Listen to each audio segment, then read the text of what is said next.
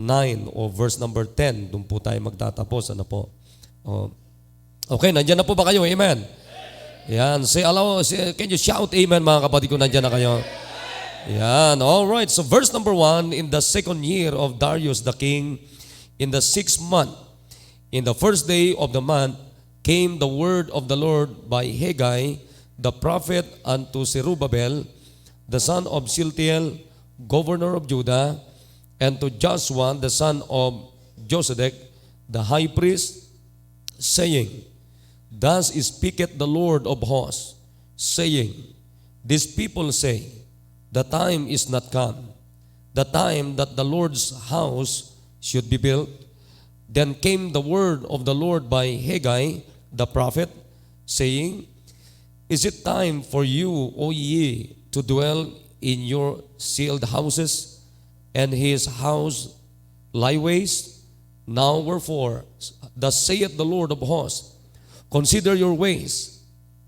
Ye have sown much, and bring in little. Ye eat, but ye have not enough. Ye drink, but ye are not filled with drink. Ye clothe you, but there is none warm. And he that earneth wages to put it into a bag with holes. Thus saith the Lord of hosts, Consider your ways. Go up to the mountain and bring wood and build the house, and I will take pleasure in it, and I will be glorified, saith the Lord. Ye look for much, and lo, it came too little, and when ye brought it home, I did blow upon it. Why?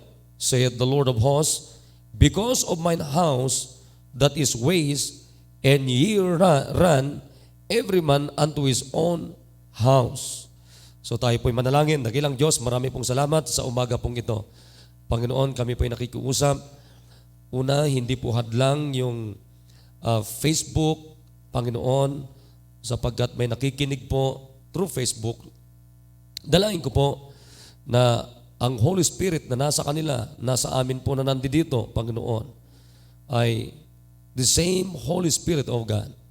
Kaya naniniwala po ako na kayo po'y paano kayo nangungusap sa amin, ganun din po dapat sa kanila. Kung ano yung matatanggap namin na blessing, same blessing na matatanggap din po nila, Panginoon.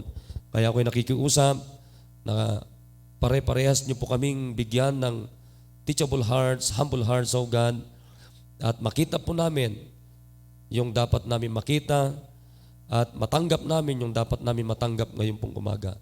Yung pong mga hindi pa po tumanggap sa inyo, magkaroon po sila, Panginoon, ng maliwanag na kaligtasan, at sila po susunod sa tubig ng bautismo. Panginoon, huwag niyong payagan ng diablo magkaroon ng puwang, at maging madali po ang Holy Spirit na makipag-uusap po sa amin. Salamat po sa pangalan ni Jesus. Amen. Okay, pwede na pong upo. Ngayong umaga ay, alam nyo, sapagkat ang team po natin ay about family. Nakikinig po tayo? Okay, handa na po ba kayo makinig, mga kapatid?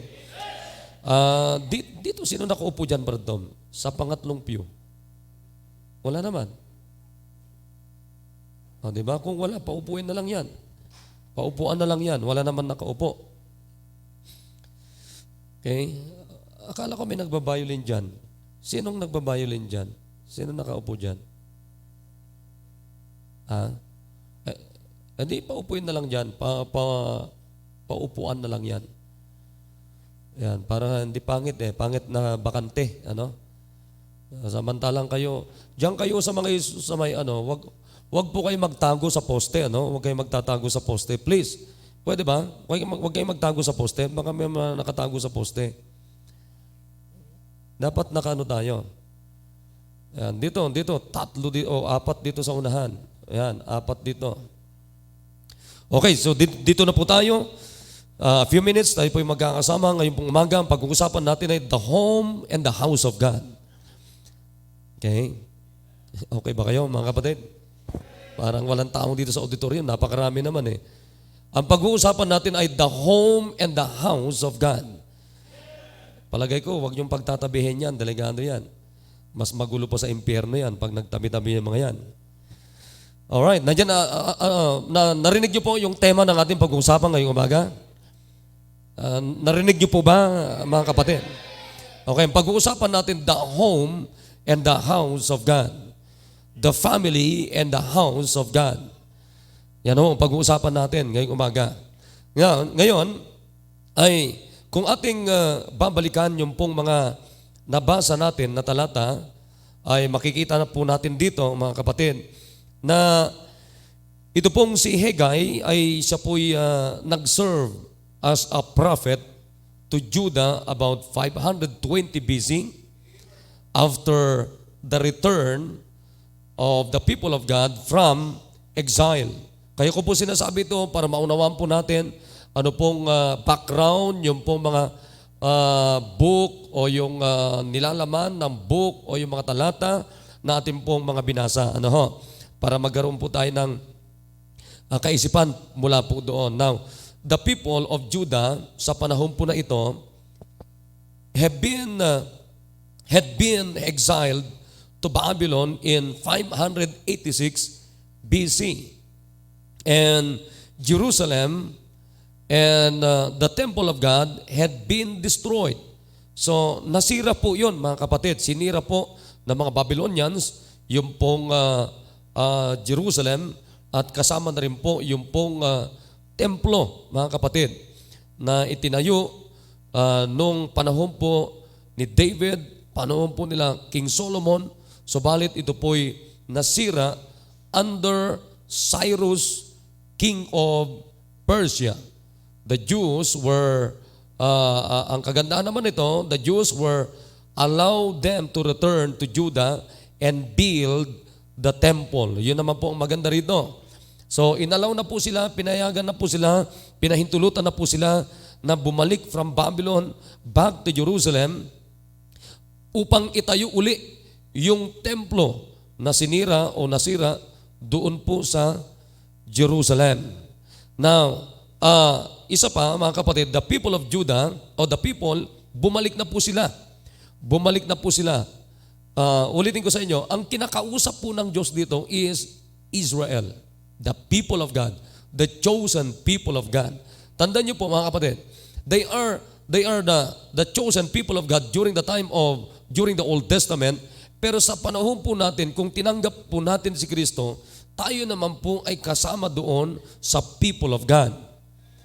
Alright, nakikinig na po? Makinig po kayo kasi hindi nyo maintindihan ang mensahe kung hindi natin naunawaan yung pong pinaka-introduction ng mensahe. Amen. So ito na po yun, the people returned to Jerusalem to begin rebuilding the temple. House of God, yung templo, yung house of God. Nakikinig po tayo? Pero ang matindi dito, hindi po nila matapos-tapos. Hindi nila matapos-tapos. So ito na po si Haggai, nagbigay po siya ng mensahe ng Diyos upang tapusin, in-encourage po niya yung mga tao upang tapusin yung pong nasira na templo ng Diyos, i-rebuild ulit nila. So in-encourage po niya sila ni Haggai na simulang ayusin at i-rebuild nila, tapusin nila, ayusin nila, at wag silang huminto hanggat hindi natatapos. So yun po ang encouragement ni Haggai. So the temple, ang problema, mga kapatid, nasimulan nila pero hindi nga natapos at matapos-tapos. So ang nangyari, the temple half finished lang siya. While the people live in a beautiful homes. That's the problem. That's the problem. Nakikinig tayo? Ang ginawa nila, hindi nila tinahapos, itinuloy na yung house of God.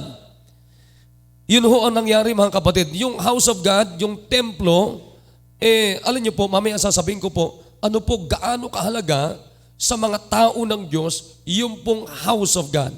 Gaano ka-importante sa mga anak ng Diyos, yung templo ng Diyos. Mamaya sasabihin ko po yan. So, the temple have finished. While the people live in a beautiful homes. Nakikinig tayo, mga kapatid? So Haggai warned them against putting their possessions and jobs ahead of God. Nakikinig tayo mga kapatid? So, binalikan sila ni Haggai, ipinaliwanag ni Haggai sa kanila yan, bakit ang nangyari ay half-finished yung templo ng Diyos while the people of God living in a beautiful homes. Nakikinig tayo mga kapatid?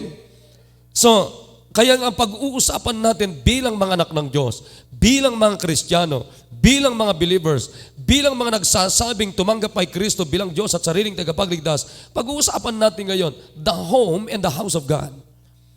The home and the house of God. Amen. The home and the house of God. Now, number one, home should not be separated in the house of God. Home should not be separated in the house of God or from the house of God. Nakikinig po tayo? Ang ating mga pamilya, of course, pag sinabi kong home, I'm talking to our families. Amen. I'm talking to your family. Pag sinabi natin home, ang pinag-uusapan natin ay tahanan, ang pinag-uusapan natin yung kung ano ang nasa loob ng tahanan, and that is the family. Amen. Ang ibig kong sabihin mga kapatid, ang ating pamilya ay hindi po dapat hiwalay sa tahanan ng Diyos. Amen. Nang tandem po natin, home or family was established by God. That's why, as I said mga kapatid, God is the founder of the home. God is the founder of the home. God is the foundation of the home. Amen. So dapat nakasalalay pa rin mga kapatid sa Diyos kung paano po mag-function ang bawat tahanan natin. I hope nakikinig kayo. Amen. So, and then, ano pong kinalaman ang templo o house of God sa ating pong mga anak ng Diyos? Ganun din po sa kanila nung kapanahonan po nila Haggai, kapanahonan nila Moses, nila David, nila Abraham nung araw, hanggang kila King Solomon, hanggang sa atin mga kapatid, gaano ka-importante yung house of God sa atin. Kaya nga, makita nyo, hindi tayo tumitigil hanggat hindi natin natatapos itong house of God, because ano po ang ipinapahayag ng house of God? Sa mga Israelites, temple or house of God was the focal point of Judah's relationship with God. The focal point was the focal point. Ibig sabihin, dito nakafocus. Ito yung pinakasentro. Mahalaga ito sa kanila. Sapagkat dito nila nagkakasama-sama mga kapatid. Dito sila nagkakasama-sama, nagkakatipon-tipon sila upang pag-usapan ng Diyos at upang ayusin mga kapatid yung kanilang relasyon sa Panginoon. Naintindihan ba natin mga kapatid? Now, ulitin ko mga kapatid. House of God was the focal point of Judah's relationship with God, but it was still lying ruins. That's their problem. Nakakalungkot, bagsak pa ho. Instead, the people put their energies into rebuilding and beautifying their own homes. However, the harder the people worked for themselves, the less they had, because they ignored their spiritual lives. Now, pakinggan nyo na maigi. Pakinggan nyo po na maigi ito. Kasi ito po yung nangyari. Alam nyo ba mga kapatid, ang history ay laging nauulit-ulit. Alam nyo ba yun? Naunawan nyo ba yun? Hindi pa kayo nagbabasa kung kayo nagbabasa ng history, alam nyo ba ang history na uulit-ulit? Kaya nga ang sabi ni King Solomon, ano sabi niya? There's nothing new under the heaven. Wala namang bago kundi paulit-ulit lang naman. Minsan tinan nyo po, maging yung ating kasalanan paulit-ulit. Nakikinig po tayo? Yung tatay mo nagkasala, yung anak, ganon, parehas ang kasalanan na naulit. Yung nanay, ganon din. Hanggang sa mga anak, ganon din. So, ang nangyayari, ay nauulit-ulit yung kasalanan. Alam niyo kung bakit? Sapagkat maraming mga anak ng Diyos na hindi natututo. Amen, amen. Maraming mga anak ng Diyos na hindi natututo. Tinan niyo po na maigi. Gaano kahalaga sa atin ang house of God? Mahalaga sa atin ang house of God sapagkat dito tayo nagtitipon-tipon mga kapatid upang pag-usapan kung paano ayusin ang ating relationship, close relationship sa Panginoong Diyos. Kung meron mang pinakamalaga mga kapatid na dapat maging maayos mga kapatid sa mundong ito, sa anggulo ng bawat loob ng ating pamilya, yung close relationship natin sa Panginoong Diyos. Mahalaga na magkaroon tayo ng magandang relasyon sa gobyerno, mahalaga na magkaroon tayo ng magandang relasyon sa kahit sinong tao na nakapaligid sa atin, pero most of all, hey, nakikinig ba tayo mga kapatid? Most of all, first and foremost, kung meron ang pinakamalagang ayusin natin, yung relationship natin sa Diyos mismo. Kung meron man dapat tayong pagkagastusan, kung meron man tayong paggugulan ng oras, paggugulan ng panahon, mga kapatid, ay walang iba, kapatid, yung relasyon natin sa Diyos. Kaya nga, yung pong mga tahanan natin, yung ating pamilya, hindi po dapat disconnected, hindi dapat hiwalay sa tahanan ng Diyos. Kaya nakakapangilabot minsan pagka ang tatay hindi na po umaaten sa simbahan.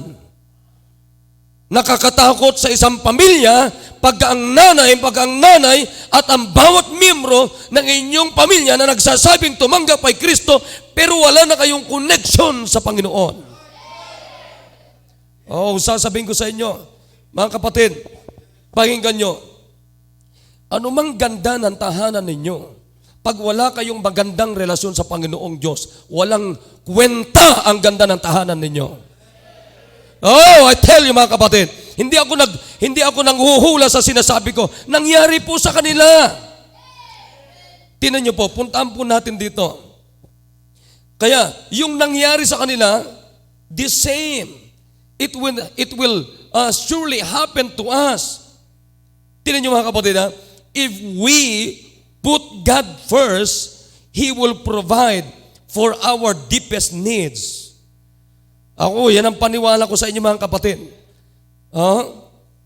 Tingnan natin dito puntan natin yung mga binasa natin. Alright.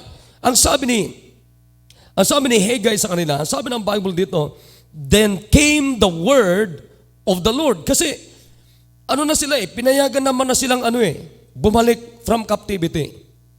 And then, ang unang-unang, alam nyo ba sa mga Israelita, ang unang-unang pangunahin na inaayos at dapat nilang ayusin, house of God lagi. House of God, house of God, house of God. Nakikinig tayo mga kapatid? Meron tayo dito, Diyos ang nagsabi. Tingnan natin, puntan natin. Anong sabi niya?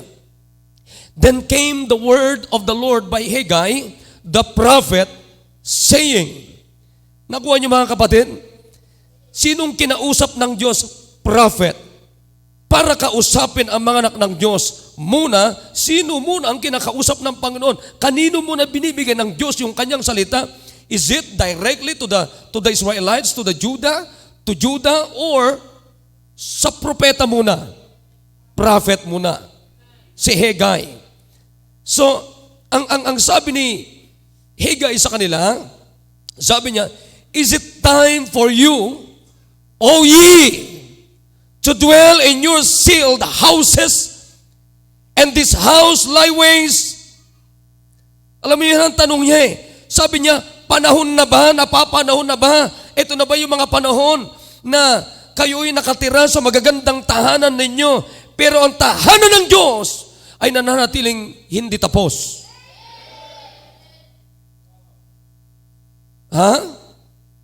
Now, therefore, sabi ni Haggai sa kanila, thus saith the Lord of hosts. Sino nagsasabi? Hindi si Haggai. Sino may sabi mga kapatid? Diyos. Amen. Ang sabi ng Diyos sa kanila, consider your ways. Consider your ways. Ibig sabihin, hindi nyo ba nakikita yung paraan ng buhay ninyo? Hindi nyo ba nakikita yung lifestyle ninyo? Hindi nyo ba nakikita ang gaganda ng tirahan ninyo? Pero yung bahay-samba ng Diyos, yung templo ng Diyos, ay nananatiling pangit. Abay, wala malang amen eh. Hindi nyo ba nakikita mga kapatid? Nakatira kayo sa magagandang bahay ninyo, pero yung tahanan ng Diyos nananatiling unfinished. Ha? Parehas na mensahe, walang nabago. Amen! Sabi ng Panginoon sa kanila, ito ngayon ang nangyari sa kanila at pwedeng mangyari sa bawat isa sa atin pag inuna natin yung hindi dapat unahin, mga anak ng Diyos. Mga kapatid, walang kwenta ang nangyayari sa buhay natin. Ay, niwala ba kayo? Diyos, Bibliang nagsasabi, tinan nyo to ha, ano sabi ng Diyos sa kanila? Anong sabi ni Haggai sa kanila? Ano sabi ng Biblia? Ye have sown much and bring in little. Di nyo ba napapansin, sabi ng Diyos sa kanila, kumikita kayo ng sapat, pero kakaunti ang meron kayo. Now, tinan nyo mga kapatid ha, pag-aralan nyo po ito.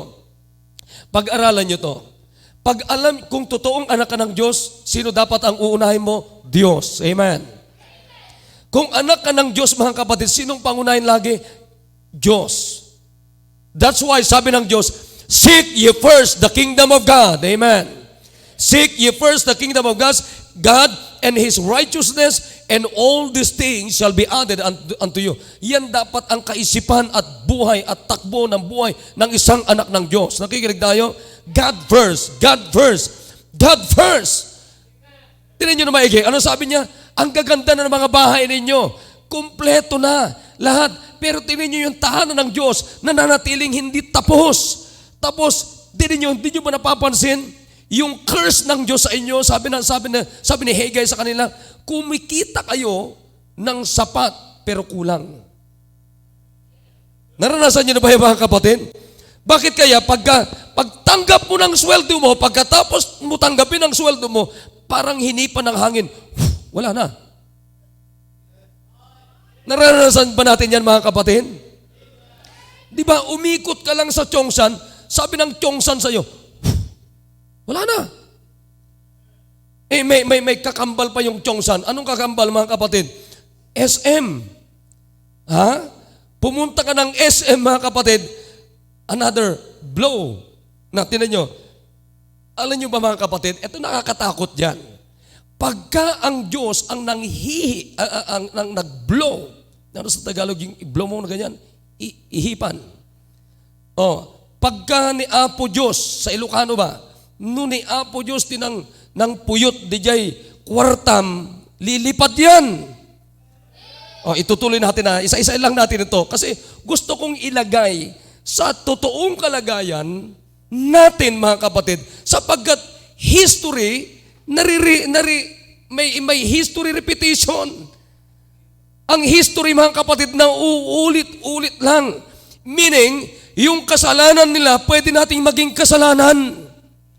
Samantalang nakita na natin na ito yung kasalanan, naging kasalanan nila, pwede na natin hindi dapat maging kasalanan. Come on, naintindihan ba natin? Kung tayo'y natututo, tinan nyo ang sabi ng Diyos sa kanila, ang gaganda na ng mga tahanan ninyo, tapos na, nag-i-enjoy kayo sa inyong mga tahanan. Pero problema, yung templo ng Diyos, hindi tapos. Ibig sabihin mga kapatid, alam nyo, pag wala kayong pakialam sa templo ng Diyos, ibig sabihin wala kayong pakialam sa Diyos. Nagpapahayag na walang, tingnan nyo, yung bubong nyo, okay na, ganda na ng bahay nyo. Hindi ko sinasabing kasalanan ng magpaganda ng bahay.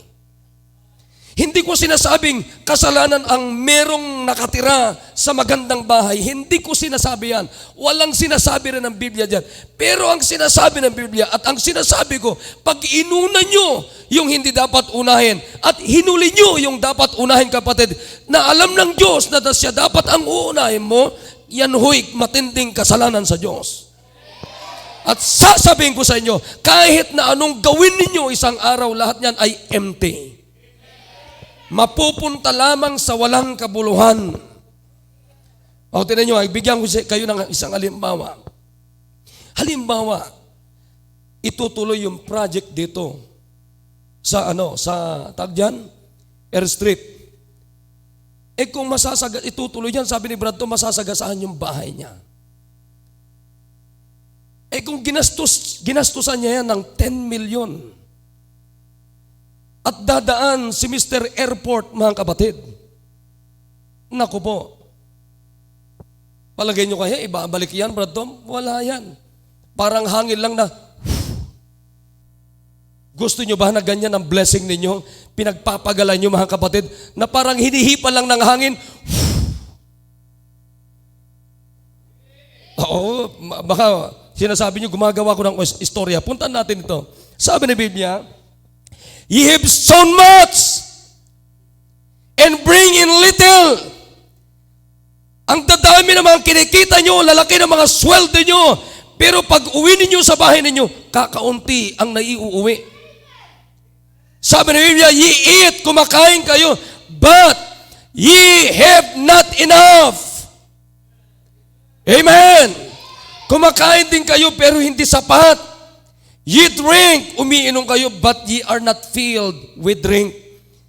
Hindi, nauuhaw pa rin kayo. Ye clothe, but there is none warm. May damit kayo pero giniginaw pa rin kayo. And he that earneth wages to put it into a bag with holes. Good night. Yan ang nakakatakot dyan, mga kapatid. Ipon ka ng ipon, pero para ka nag-iipon sa isang bag na butas. Makinig kayo, mga kapatid. Alam nyo ba ang nagdidetermina kung ano ang bukas natin? Walang iba kundi ang Diyos. Ha? Walang iba kundi ang Diyos, mga kapatid. Sino nakakaalam ng past mo? Sino nakakaalam ng present mo? Sino nakakaalam ng future mo? Diyos! Alam niyo, sinong gumagawa ng panahon? Diyos! Hindi ho, mga kapatid, hindi ho panahon ang nagdidikta sa Diyos. Nakikinig tayo, mga kapatid. Kundi Diyos ang nagdidikta sa panahon. Kailanman hindi po pwedeng panahon na magdidikta sa Diyos. Diyos ang magdidikta sa panahon. Amen. Kaya tiniyo, anong mangyayari sa ating mga kapatid pag inuna natin yung hindi dapat unahin? Pag tinapos natin yung hindi dapat tapusin, mga kapatid, anong sabi ng Biblia? Para kang nag-iipon sa isang bag na butas. Tinan nyo, mga kapatid. Tinan mo kayo. Tinan nyo, pakinggan nyo na maigi. Kayo may mga sweldo. Magkano ang naibibigay nyo sa building project natin? Tinan nyo, tahimik. Sige nga. Ha? Tinan nyo, mga kapatid, pag-aralan ninyo. Makinig kayo na maigi. Makinig. Tapatan tayo. Nakikinig tayo, mga kapatid. Come on. Tapatan tayo. Sa monthly building natin, magkano ang naibibigay nyo sa building project natin para sa house of God? Alam nyo, to tell you honestly, salamat sa Panginoon. Alam nyo ba kung saan galing ito? Salamat na merong ibang simbahan at may mga miyembro sa ibang simbahan na nagkaka-burden sa gawain ng Diyos. Paano kung wala? Wala pa ito, hindi pa na natin nasisimulan ito. Alam niyo ba yon?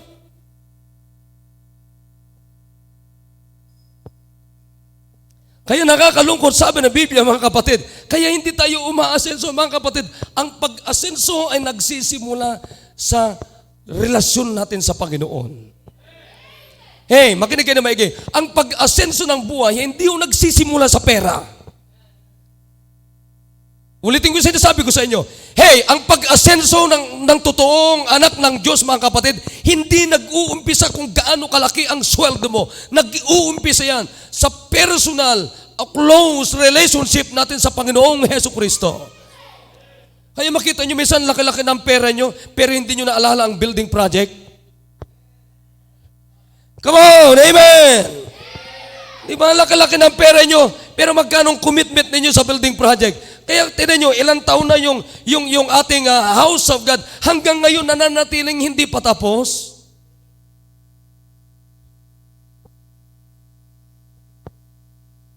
Kaya sabi ko, mga kapatid, hindi ko na inisip at kailanman iisipin pa na magkaroon ako ng sariling tahanan. Ako, okay lang yung isang kwarto na maliit, okay na yan. Basta, alam mo, iniisip ko lang talaga, matapos ang house of God. Bakit? Kasi dito tayo nagsasama-sama sa buong linggo, mga kapatid, na sa bawat pagtitipon natin, dito natin pinag-uusapan paano tayo maging faithful sa Panginoon, paano natin ayusin yung katapatan natin sa Diyos. Dito natin inaayos. Hey, dito natin hinuhubog sa lugar na ito. Dito natin hinuhubog yung mga batang yan para hindi sila mapalayo sa Panginoon. Di nyo ba naiintindihan yon? Samantalang nung araw, kapatid, pag kayo nagbisyo, ginagastos nyo lahat yan. Di ba walang tira yung inyong pamilya, basta may painom kayo sa mga kainuman nyo ng alak, barkada nyo sa labas. Bakit pagdating sa pagiging Kristiyano, kakaunting na ibibigay natin? Samantalang ang bawat tatay na nandito, mga kapatid, kayo nakapagsabi na, sinasabi nyo, dito na bagong buhay ko, dito na bago ang pamilya ko, dito na bago lahat. Pero bakit kakaunting na ibibigay natin sa gawain ng Diyos?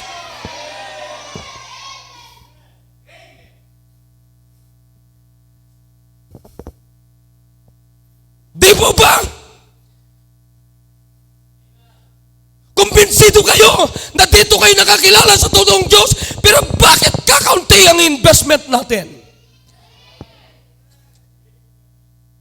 You are lying, buddy. Alam nyo ba kung sinong niloloko nyo? Hindi ako mga kapatid. Diyos ang niloloko natin madalas.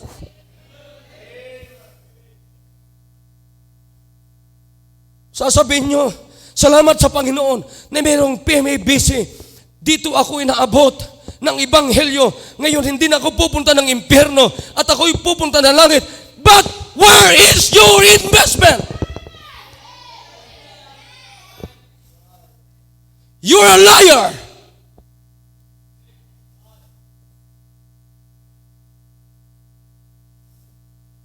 Why like Brother Chris? Nakita niyo walang naitayong bahayan. Lahat yan ini-invest niya sa gawain ng Diyos. Wala siyang personal na bahay.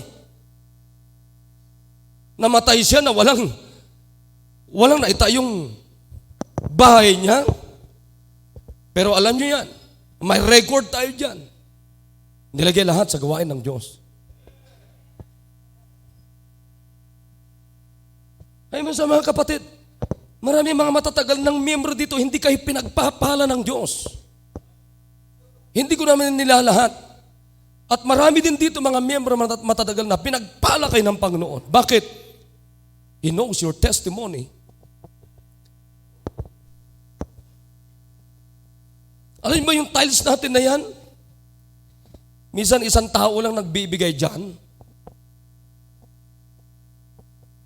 Ha? Samantalang mga kapatid, awan ko sa inyo, pero pag walang simbahan, walang Baptist Church, siraulong buhay ko. Ganon din sa inyo. Lahat tayo basura. Lahat tayo pupunta ng impyerno. Pero salamat mga kapatid, makita nyo kahit hindi tapos ang building natin, dito tayo nagsasama-sama, nagtitipon pa rin tayo dito. At alam nyo ba, kaya sana sabi ko nga sa inyo, kung totoo lang yung karamihan sa inyo mga kapatid, tapos na ang building na ito.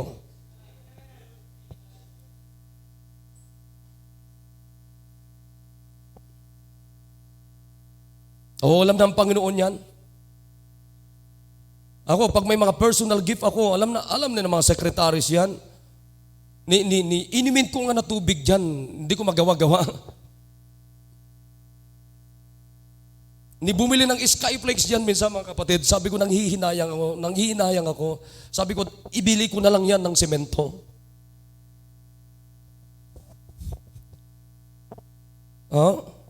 Bakit? Gusto kong unahin ang bahay-sambahan ng Diyos. Nakikinig tayo?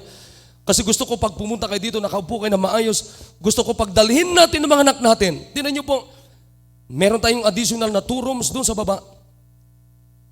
Para pag nagturo mga Sunday school sa mga bata, nakakaupo sila na maayos, nakakapakinig sila na maayos, hindi magulo mga bata.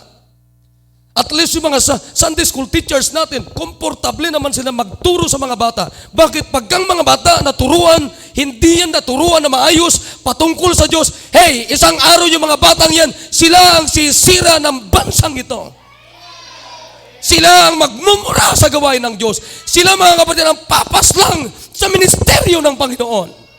Sila ang pasaway sa bansang ito. Sila yung salot sa gawain ng Panginoon.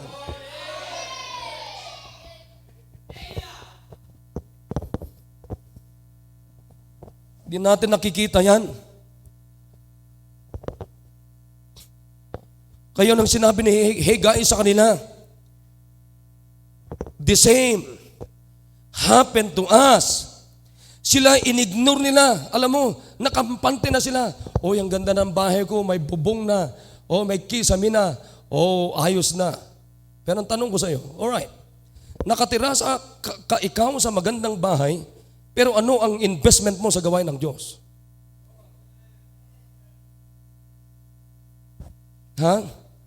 Mga kapatid, pwede kong ipakita sa inyo yung mga record ninyo.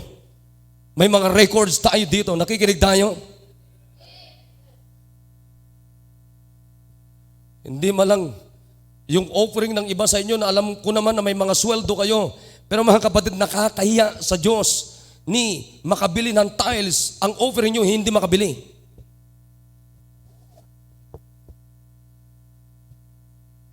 Come on! Kaya tinan nyo, ano nangyayari?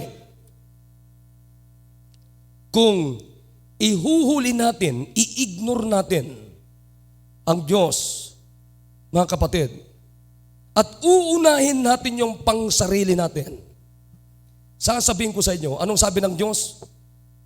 Tinan nyo, ituloy natin, ibaba natin. Anong sabi niya? Una, sa verse number 6, ano sabi ng Bible dyan?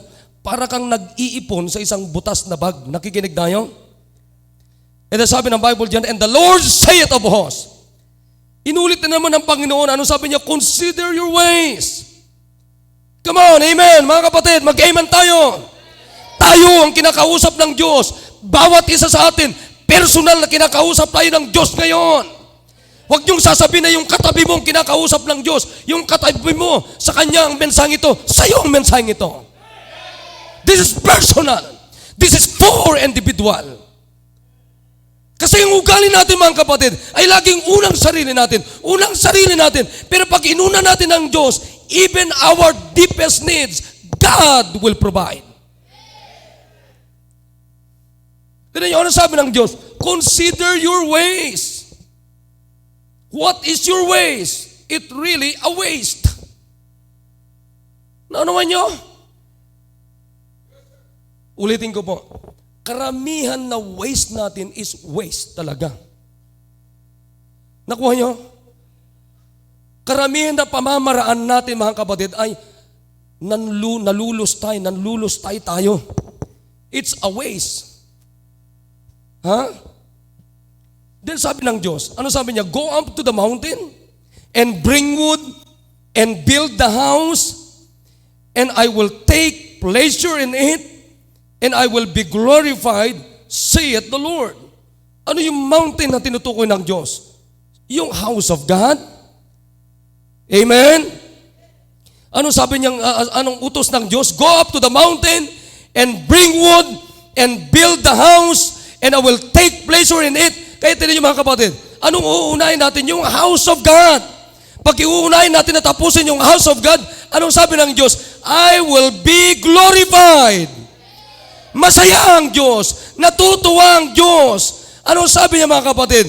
and build the house, bring wood, bring the house, and I will take pleasure in it, and I will be glorified. Sino may sabi? Said the Lord. And then ang sabi niya, look, ye look for much, and lo, it came too little. Ang dadami ng sweldo nyo, ang lalaki ng mga sweldo nyo, pero nagiging kakaunti. At ang sabi ng Bible, when ye brought it home. Ito matindi. Kaya ang sabi ko sa inyo, hindi pwedeng hiwalay yung pamilya natin sa tahanan ng Diyos. Tingnan mo, may pera ka, sumweldo ka na ngayon. Pero bakit kakaunti? Pag uwi mo, inuwi mo yung sweldo mo. Ito na ngayon sinasabi ko sa inyo kanina. Sinusundan niyo ba yung verse na binabasa ko? Verse number 9, ulitin natin. Di ba, alaki ng sweldo mo, di po ba? Tapos umuwi ka ngayon, sabi ng Bible, it came too little. And when ye brought it home, dadalhin mo na sa pamilya mo, anong ginawa ng Diyos? And did blow upon it. Ha? And did blow upon it. Kaya makita nyo bakit ang laki-laki ng sweldo, hindi magkasya. Ang laki-laki ng sweldo, hindi kasya. Nakikinig tayo mga kapatid?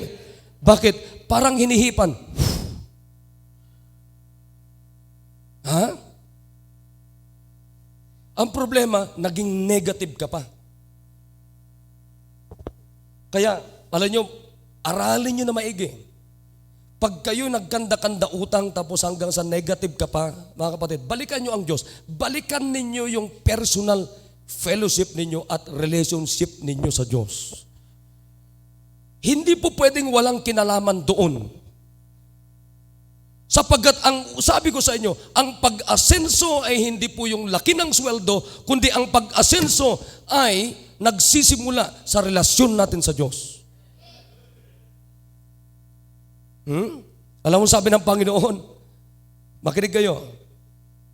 Pag sabi ng Diyos, may dala kang pera. Pag sinabi ng Diyos, wala yan. Kaya sabi ng Panginoon, bakit binublow? Parang hinihipan. Why? Why? Saith the Lord of hosts. Ito yung sagot ng Diyos, because of mine house that is ways. Hey! Bakit sa halip na dapat mag-enjoy tayo sa blessing ng Diyos, materially, spiritually, pero para bang bakit hinihipan? Bakit? Sapagkat napabayaan natin yung hindi dapat pabayaan. At nauna natin yung hindi dapat unahin. Kaya makita natin yung spiritual blessings, yung material blessings, anong nangyayari?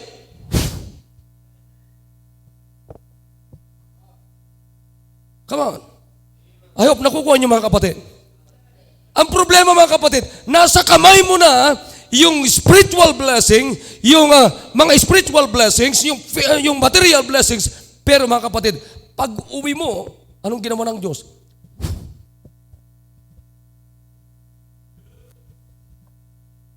Ha? Ngayon, mga kapatid, tapusin ko muna dito. May part 2 po ito at saka part 3. Ha?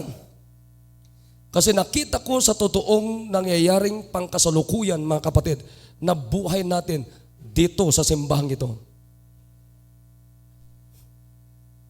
Ha? Ngayon, what is really your present status this morning? Ha? Nakikinig tayo, mga kapatid? Sabi ko sa inyo, point number 1, home should not be separated in the house of God. Magkaruktong ito. In fact, mga kapatid, ang tahanan dapat natin nagsisimula sa house of God. Kaya makita nyo, anong unang araw na ating pagtitipon? Linggo. Unang araw ng buong linggo. Sunday. Dito tayo magsasama-sama. Alam nyo kung bakit? Sapagkat upang may babaunin tayo, may direction tayo sa buong linggo mula sa Diyos. Kinig tayo mga kapatid. Pero ano nangyayari? Sa halip na buong linggo blessing ang matatanggap natin sa Panginoon. Pero para bang, bakit ano nangyayari? Sa buong linggo ay puro, come on. Huwag kayong magkwentuhan. Dito kayo tumingin. Hayaan natin na ang Diyos ang nagkipag-usap sa atin. Anong ginagawa ng Diyos sa atin? Bakit? Anong sabi ng Diyos? Because my house lieth waste. Napapabayaan yung hindi dapat pabayaan. Awan ko sa inyo kung nakikinig kayo sa pinag-uusapan natin. Na ngayong umaga, gumawa tayo ng desisyon ngayon. Ha? Ulitin ko sa inyo. Dapat sinusulat nyo yung mga yun eh. Ang pag-asenso ay nagsisimula sa relasyon natin sa Diyos. Dapat sinusulat nyo yan. Ha? Sapagkat anumang nasa kamay mo, mga kapatid, pag sinabi ng Diyos, wala kang magagawa. Ha? So ngayong umaga, tumayo po tayo lahat. Let's have a personal decision. Amen. Walang kanya-kanya. Mga kapatid, kunin niyo yung pamilya ninyo. Come on. Ang sabi ko sa inyo, pag tayo mananalangin sa Panginoon, lalapit tayo, buo yung pamilya natin. Because we talk about family. And God is very interesting to our families. Na yung pamilya natin magkaroon ng magandang relasyon sa Panginoon. Pamilya po ito, mga kapatid. Home should not be separated from God. Home should not be separated from the house of God. Pag hiniwalay ninyo ang inyong pamilya sa house of God, sasabihin ko sa inyo, kahit anong nasa kamay ninyo, anong sasabihin ng Panginoon?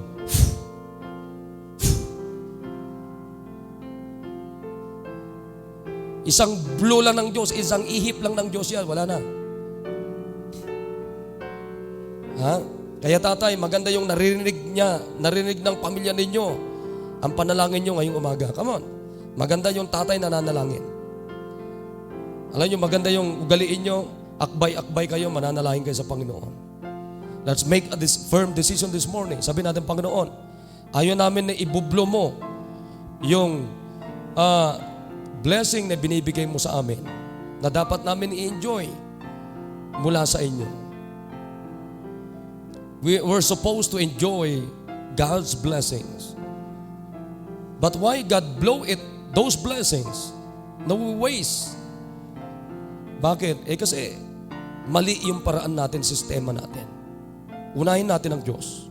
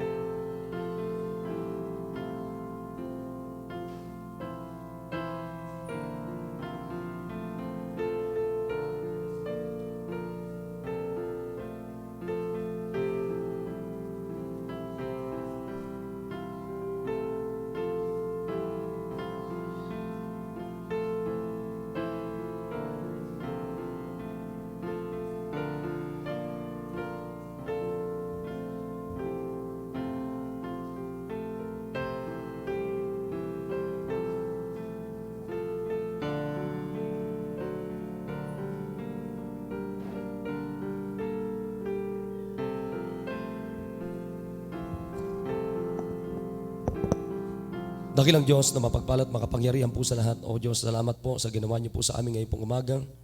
Napakasimpleng mensahe. Nawa nakita po ito ng bawat tatay, bawat nanay, bawat miyembro ng aming pamilya, Panginoon. Na the message is very simple. Kayo ang dapat unahin, Panginoon. At hindi po namin pwedeng ihiwalay ang aming pamilya sa house of God. Sapagkat dito po sa house of God, ito po yung pinaka-focal, ito yung pinaka-sentro dito po namin, dito kami tumatanggap, Panginoon, ng spiritual blessings. Dito namin pinag-uusapan ang inyong salita. Dito po namin inaayos ang mga kids namin. Dito po inaayos, Panginoon, ang aming relasyon, Panginoon, sa inyo, aming fellowship, Panginoon, sa inyo. Nadalain ko po, kung meron mang hindi dapat pabayaan, ito, Panginoon. At ang blessing namin, tagumpay namin, ay nagsisimula po palagi, Panginoon, sa inyo. Kaya, Panginoon, salamat po sa paalala niyo po sa amin. Anong kwentang ganda ng mga bahay namin kung mga blessing namin ay hinihipan nyo lang sapagkat nanineglect namin yung hindi dapat iniglect, Panginoon, ang inyong tahanan. Nangyari na po ito sa panahon ni nila Hegay, Panginoon. Nauulit, Panginoon. Kaya tulungan niyo po kami na napakaliwanag na po doon sa narinig namin na saan kayo naluluwalhati, Panginoon. Saan po kayo napapasaya? Pag nauuna namin, yun dapat po naming unahin, Panginoon. Kaya salamat po, pinupuri kayo namin, salamat po sa paalala, Panginoon. Thank you po, hindi kayo nagsasawa sa amin. Marami kaming kasalanan, Panginoon, marami kaming pagkakamali. Pero salamat, nakikita niyo po yung aming pagkakamali at naikukorek, Panginoon. Thank you for doon sa pusong handang ikorek, Panginoon. Handang ma-rebuke. Salamat po. Bless your people, O God. Bless their decisions, O God. Ito pong aming dalangin sa pangalan ni Jesus. Amen. So I hope may natutunan tayo. Amen? Alright. So can we shout amen, mga kapatid? Alright. So please.